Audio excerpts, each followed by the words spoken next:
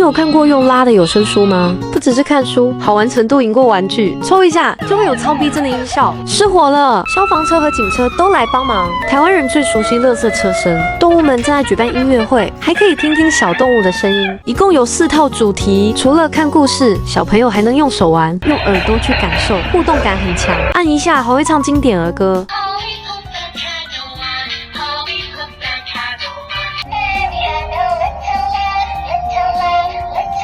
4套很棒的有声书，推推。